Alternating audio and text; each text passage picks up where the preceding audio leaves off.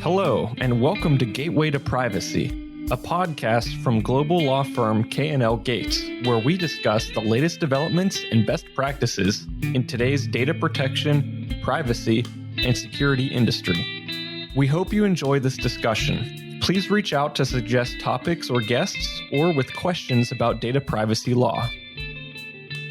Welcome to the Gateway to Privacy podcast. Today, your hosts are Jake Bernstein, a partner in the K&L Gates Seattle office, and Whitney McCollum, a partner in the K&L Gates Seattle and San Francisco offices. We're both technology transactions attorneys and certified privacy professionals. Hey, Whitney. Hey, Jake. Jake also forgot to mention he is CISSP certified and can geek out in the best way on cybersecurity. That is true. But today is Gateway to Privacy. To privacy. So today we are going to tackle what is a seemingly straightforward question that is actually quite complicated in the US. It's also the question we get most often from our clients these days, and we understand why. And that is, what is privacy law in the US right now? You would think that'd be a simple answer, but Jake, why is it not so simple? Well, it's not simple because unlike Europe, we don't have a single comprehensive overarching law that governs all of privacy across the entire country and every industry. In other words, there is no American GDPR. Instead, what we have is sectoral laws, industry-focused laws, state laws, even local laws, and they really are all over the place. You will find privacy laws in the common law of torts. You will find privacy laws in data breach notification, healthcare, and that's what we're going to talk about really for the rest of this episode is what is the privacy law in the US right now without so-called American GDPR? And if you have listened to the first episode of our podcast, you will notice that our colleagues in Europe are our co-hosts on this podcast, and they are ahead of us in the privacy regime in that they have the GDPR. So when we are discussing how to structure episodes, they were a little confused that we needed to go into all of the details about the US laws until they realized how disparate it actually is. And having switched over to the GDPR in 2018, we're a little jealous over here because they have one law to apply with a little bit of differences with countries. But let's get into how we are handling privacy today. Okay, so first up, let's talk about the industry laws at the federal level. Whitney, so we have finance, we have health, children, education, email marketing, we have random things. Where do you want to start? You know, let's start with health because there's been a lot of talk about what is covered by HIPAA. And I think there's a misconception that all health data is protected as private data. But that's not true. So explain, and I think that's a good example of what these industry-specific laws actually are. It is a really good example, and HIPAA in particular is confusing. First of all, it's HIPAA. Let's get that on the record. We see so many different variations of how to spell that. My favorite though is HIPPO, which is a joke. But the Health Insurance Portability and Accountability Act. First of all, it's right there in the name. It is focused on health insurance, and it turns out that contrary to popular belief, where all, so-called protected health or private health information is governed by HIPAA, that simply isn't the case. Instead, you first have to determine if a covered entity or a business associate is involved of a covered entity, and that turns out not to be all healthcare providers. In fact, it's really related to the insurance industry. Are you going through insurance coverage? Is Medicare or Medicaid involved? Neither of us are going to claim to be HIPAA lawyers when it comes to all of the complicating factors that goes into determining whether HIPAA applies. When it does apply, there is a HIPAA privacy rule and a HIPAA security rule. And let's put it this way. I'll say it nicely. They're old. They really date back to the 90s. They really haven't been modernized, even though the regulations in theory could be updated. And I think what we see is a lot of confusion in the market, particularly with modern health or health adjacent technology companies. And the thing with HIPAA is to understand that it does apply whenever there is, a payment through an insurance company. It does apply for when the government's involved. But aside from that, Like if you go in and pay cash for counseling services, HIPAA may not apply. And I think that's the really big confusion there. So right away, we see that it's not as simple as, oh, health is a covered industry. It's actually not. Exactly. And so we see the same thing with financial institutions, which is the Gramm-Leach-Bliley Act. It is both broad and narrow. It applies to all financial institutions that is engaged in activities that are financial in nature or incidental to financial activities. We could do a podcast on that definition alone, because that is a crazy definition. Yeah. So for, many entities, it's incredibly clear. For many companies, I parsed through, does this apply for so many clients? Because first of all, figuring out if it applies is not always clear. If it does, then there are certain requirements that need to apply, including a safeguards rule that has requirements to keep data safe and to have a written information security policy and a person responsible for security of data. That safeguards rule was just updated. It is much expanded. It needed to be expanded. And that takes effect in June of this year. You have to provide notice of privacy policies, allow consumers to opt out of disclosure of their non-public information to non-affiliated third parties. And then you have to have limits on retention of that data. But again, it's limited by institution, and the definition of the data that's covered is also limited to the financial information that's provided to that institution. So again, we're seeing a lot of carve-outs here in what is covered. Yeah, and what's so challenging about both HIPAA and GLBA is that, as you just mentioned, the definition of the type of data that's covered can be challenging to understand. I mean, you can say many things about GDPR, but the definition of personal data in GDPR is broad, but in my opinion, not unclear. Like, exactly, it is broad.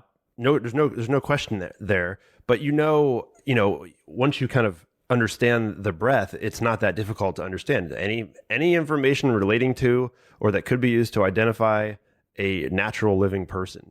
You compare that with GLBA and HIPAA, and the same information might be non-public information or PHI under HIPAA in one context and then not in a different context. And it can change. You can transform information from PHI to non-PHI. It's really, frankly, it's horribly confusing. And it's no wonder that, people are confused. And I don't know about you, but I certainly don't read in detail every time you receive a HIPAA disclosure or the notice of privacy policies that under GLBA. I mean, these are things that we Americans just get in the mail whenever we go to the doctor, and it's a whole lot of language that's not very clear. Nope, I just sign them. Yep, I just signed them too. It's almost performative or theater in some ways, at least compared to GDPR. So, we'll save some news on what an American GDPR might look like for the end of the podcast here, end of this episode. But let's move on to kids. I seem to recall that there is a Children's Online Privacy Protection Act, affectionately referred to as COPPA. What does that really entail? What are the requirements for that? And that's an unfair question, since I'm the one between the two of us that actually works on COPPA. So I'll take that question myself. That's called a self-pitch. So COPPA is again pretty darn narrow, and it applies in the online context where children's data is being collected by really any institution, any company, and it only applies to kids under 13. And let's be very clear: once you're 13, COPPA no longer applies. The reason I know this, Whitney, is that my daughter started getting emails from Google and all of the cloud providers when she was about to turn 13. And those emails said, you are about to gain control of your account. If you haven't had a kid in the last 5 years turn 13, it is really fascinating, because the tech companies have really understood their responsibilities for the most part with respect to COPPA, but they are eager to get your kids outside of the COPPA realm, just because you have to be. There's so many requirements under COPPA to be dealt with. You have to get the parental consent. You have to have certain language, and for social media, which all kids want to be on, it's just a lot easier once they're 13 or older, and that's really what COPPA is about. With my oldest being 12 and a half, that definitely scares me. And also understanding the back end of data collection for all of those applications. And I think what's fascinating about COPPA, it's another law from the 90s, right? Where a lot of things were different. And one of the things that we are seeing independently of kind of federal comprehensive privacy legislation is a real push, a bipartisan push really throughout the country and state legislatures and U.S. Congress to expand protections for kids. I don't remember why COPPA was capped at 13, like why that was the end time period of that. It was in the mid 90s. I'll just go with that, and I'm sure someone can correct me at some point. Nonetheless, things have changed significantly since then, and that's really what new laws that are being proposed are trying to get at. And I'll mention it now. California did pass the Age Appropriate Design Act, which is won't take effect until 2024. And then I think there's even a couple more years of regulatory operations that have to happen before it takes full effect. But the idea is further protection for children, because as COPPA is really a notice and a consent regime, it doesn't have a ton of kind of affirmative rights.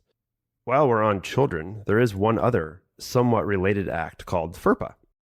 And FERPA is the Family Educational Rights and Privacy Act, which gives parents rights over their children's student educational records to have access, control, and update them. Note those rights transfer to the student when the student turns 18 years old.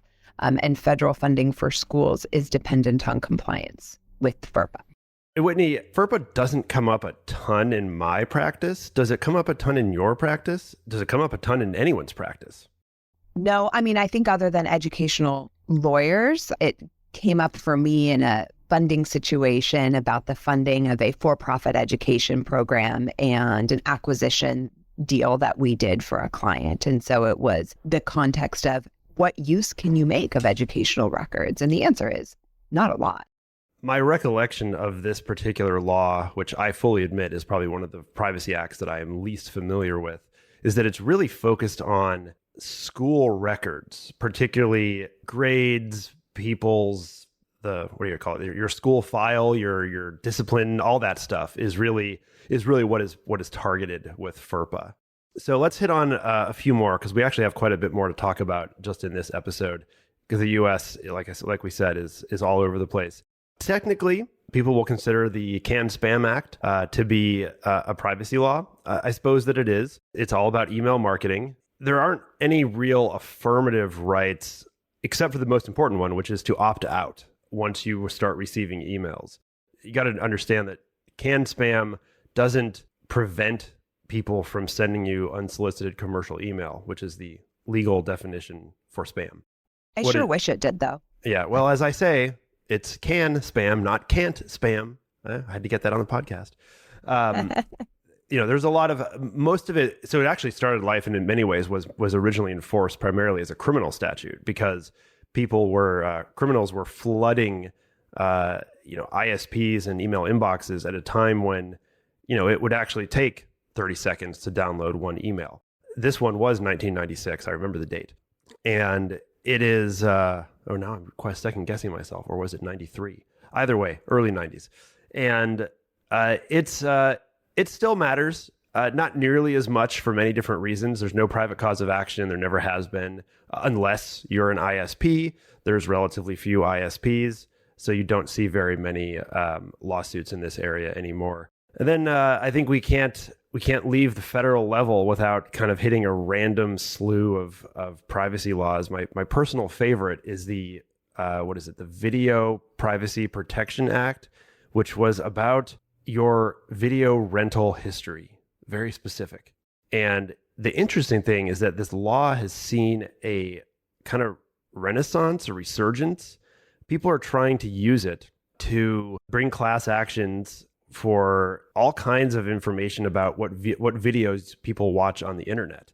It clearly wasn't intended for that, but it is causing a lot of kind of concern, definitely in the class action defense bar. So be kind of worth watching to see what happens with that. And then last but not least, you have things like the Electronic Communications Protection Act, the Stored Communications Act. These are definitely, these are probably some of the most important privacy laws.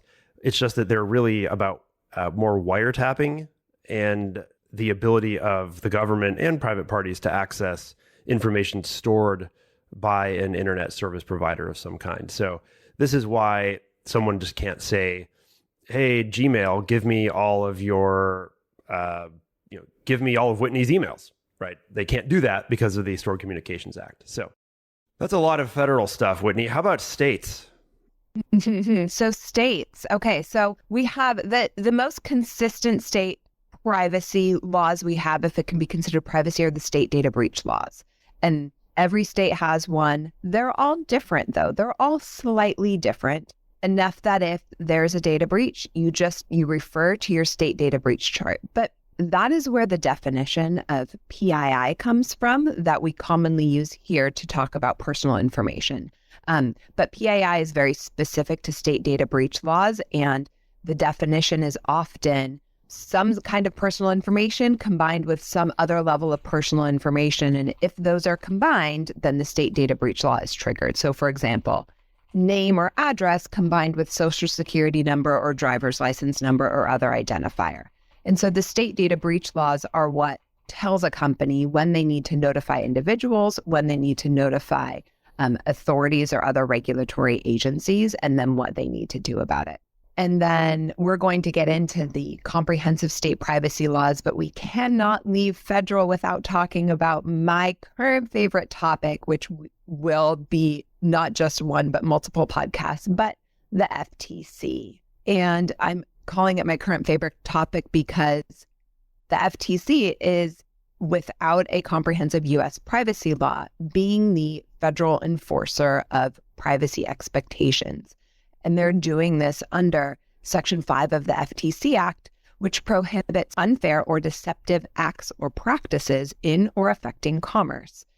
And this isn't a new thing. They've used Section 5 for privacy enforcement for some time, but in the past 3 to 5 years, it has ramped up very, very significantly. I'd say starting in 2011, 2012 is when we started seeing the enforcement actions against the tech companies and the settlement orders.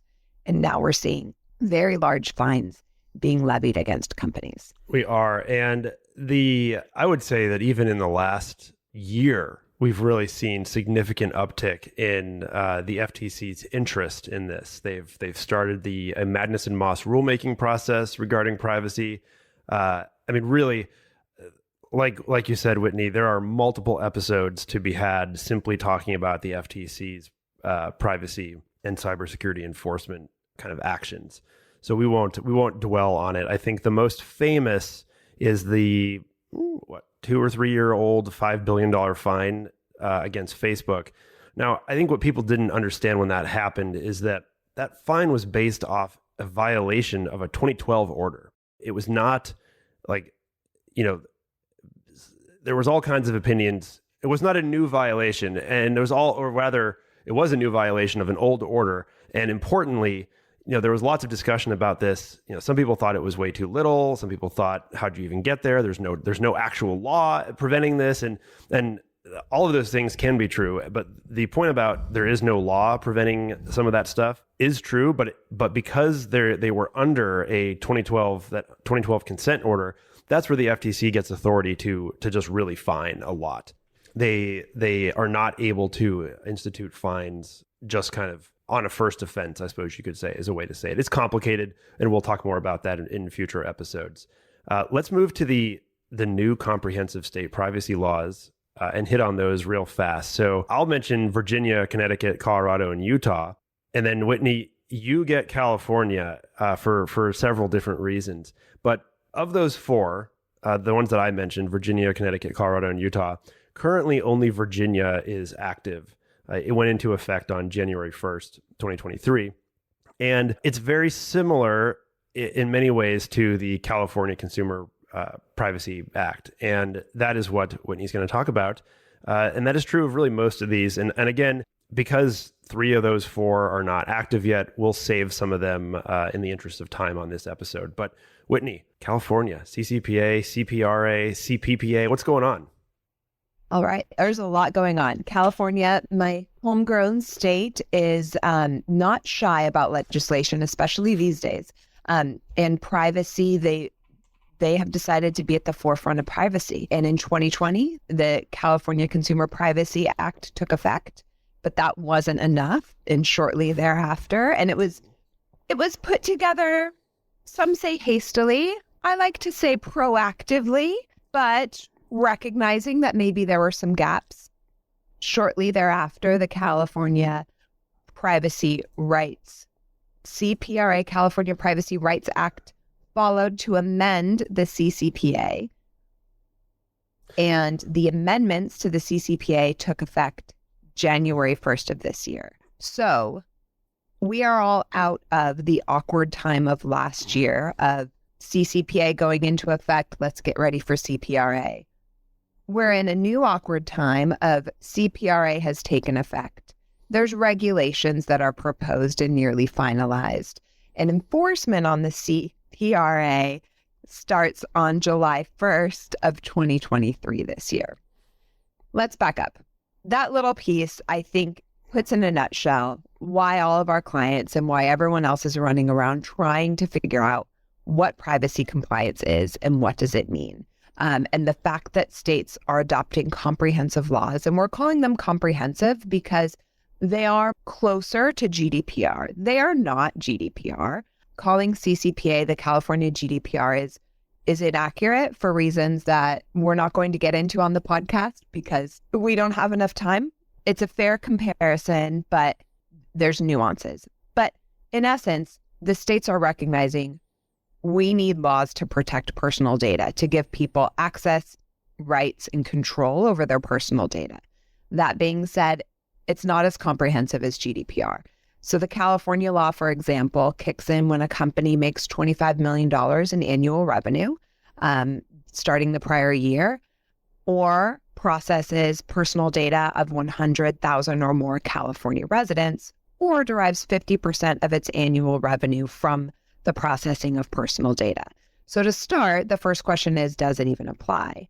Once it does apply, then you need to make sure you have privacy notice that is quite detailed and transparent, more so than the expected transparency that the FTC puts forward. California consumers have rights with respect to their data. You have security obligations with your data. You have vendor flow down requirements. So you have to have data protection agreements in place with your vendors. And the big thing come January of 2023 is that the California Privacy Rights Act, and so it applies to employees now, and it applies business to business, and it applies to job applicants. And so the big news now is the scope of it has broadened. And so companies that have not been consumer facing still have CCPA obligations in California to their California employees. And so that's what's getting people focused on privacy. Now we're going to touch on federal privacy and what's coming. But I think we can't leave the broad overview without mentioning all of the other random privacy laws. They're not random, that are also incredibly important and making waves. For example, the Biometric Information Privacy Act in Illinois. So Illinois BIPA is, that's what we all call it, is BIPA. The reason it makes so many headlines is that it has a private cause of action, and the class action bar has very successfully used it to kind of go after a lot of companies, in a lot of situations for using anything related to biometrics. You know, it can be video, obviously fingerprints, things like this. It's definitely a privacy law, and I think that one of the questions that is up in the air with federal law is how many of these laws will get preempted. That's a really big deal, and we just don't know. I don't have an answer on that. A few other privacy laws. You've got a state version kind of GLBA with the New York Department of Financial Services cybersecurity rule. It applies to basically Wall Street. You've got the PCI, that's the Payment Card Industry Data Security Standard, PCI DSS, which applies to any business that accepts credit card payments and processes credit card data. I can't believe I almost forgot about the Telephone Consumer Protection Act, a federal law, TCPA. That's the do not call, which is definitely a privacy law. There's no question there. And do not text message. And do not text message. Me. Yeah, well, the confusing Love thing that there one. is that under TCPA, a text message is considered a call. So there you go. Fun fact. Now, we've already blown past the original goal of length for this episode, but you know what? It's a podcast. That's okay. Let's wrap it up, though, Whitney, and talk about two sets of really what's coming. And honestly, it could be coming fast. Like, we just don't, it's unclear. The first one is just to alert people that there are, over a dozen, I'm not going to even list all the different states, but well over a dozen proposed state privacy laws that are in various levels of going through their legislative processes. So that's an important fact to be aware of. And then I think most interesting is the American Data Privacy and Protection Act. There's way too many acronyms with way too many P's and D's. But the ADPPA, it's the closest thing that has yet been really that has any chance of becoming a kind of an American GDPR. We can't go into it on this episode. Certainly, come back if it passes. There will be many episodes on it. If it doesn't, then I think suffice to say that it's still interesting insofar as it shows that U.S. Congress is taking this seriously enough to really begin to put together full-fledged laws. Agreed. We had a little bet on our team last year about whether it would pass in 2022 or not.